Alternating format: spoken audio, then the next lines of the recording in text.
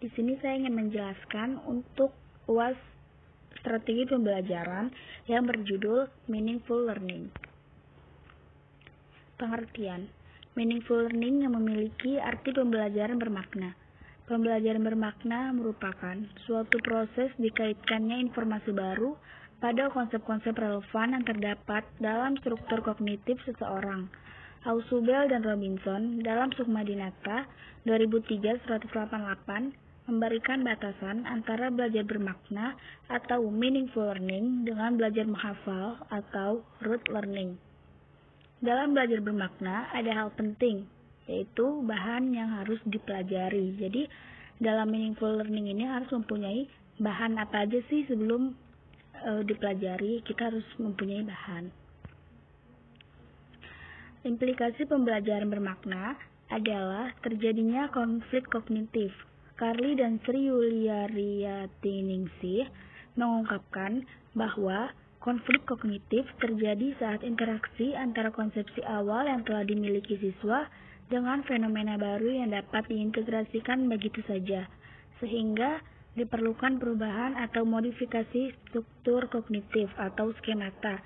Untuk mencapai keseimbangan, peristiwa ini akan terjadi secara berkelanjutan selama siswa menerima pengetahuan baru. Nah, di sini ada kelebihan dari pembelajaran bermakna. Yang pertama itu ada kelebihan belajar yaitu yang pertama itu informasi yang dipelajari secara bermakna lebih lama diingat. Yang kedua, informasi yang dipelajari secara bermakna memudahkan proses belajar berikutnya untuk memateri pelajaran yang sama. Yang terakhir ada informasi yang dipelajari secara bermakna mempermudah belajar hal-hal yang mirip walaupun terjadi lupa. Selanjutnya ada kekurangan belajar bermakna. Yang pertama itu ada informasi yang dipelajari secara hafalan tidak lama untuk diingat. Yang kedua, jika peserta didik berkeinginan untuk mempelajari sesuatu tanpa mengaitkan hal yang satu dengan hal lain yang sudah diketahuinya, maka baik proses maupun hasil pembelajarannya dapat dinyatakan sebagai hafalan.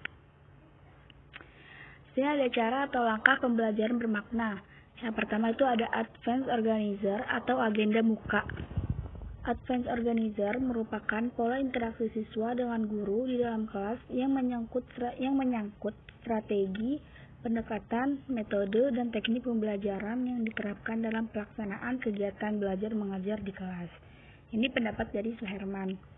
Yang kedua ada progresif diferensial. Menurut Sulaiman, diferensiasi progresif adalah cara mengembangkan pokok bahasan melalui penguraian bahan secara hierarkis sehingga setiap bagian dapat dipelajari secara terpisah dari satu kesatuan yang besar. Yang ketiga ada integrative reconciliation yang memiliki arti penyesuaian. Integratif adalah sebuah konsep yang disampaikan Ausubel untuk mengatasi atau mengurangi terjadinya pertentangan kognitif. Pertentangan kognitif terjadi bila dua atau lebih nama konsep digunakan untuk menyatakan konsep yang sama, atau bila nama yang sama diterapkan pada lebih dari satu konsep. Yang keempat itu ada consolidation, adalah suatu tindakan atau upaya yang dilakukan untuk menyatukan, memperkuat, dan memperteguh hubungan antara dua kelompok atau lebih sehingga terbentuk suatu persatuan yang lebih kuat.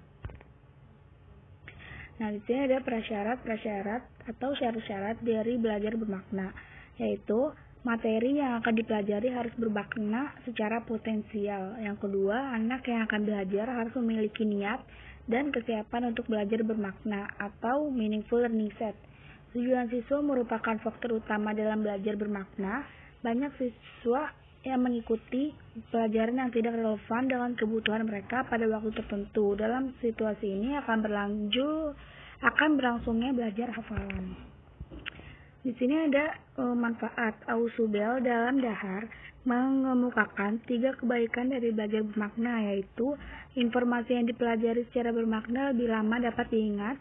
Yang kedua, informasi yang dipelajari secara bermakna memudahkan proses belajar berikutnya untuk materi pelajaran yang mirip atau yang sama. Yang ketiga, informasi yang dipelajari secara bermakna mempermudah belajar hal-hal yang mirip walaupun telah terjadi kelupaan.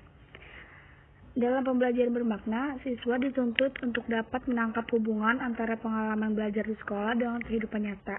Hal ini sangat penting sebab dengan dapat mengorelasikan materi yang ditemukan dengan kehidupan nyata. Bukan saja bagi siswa materi itu akan berfungsi secara fungsional, akan tetapi materi yang dipelajarinya akan tertanam erat dalam memori siswa sehingga tidak akan mudah dilupakan. Selain itu, pembelajaran lebih produktif dan mampu menumbuhkan penguatan konsep kepada siswa karena metode pembelajaran bermakna menganut aliran konstruktivisme di mana seorang siswa dituntut untuk menemukan pengetahuannya sendiri.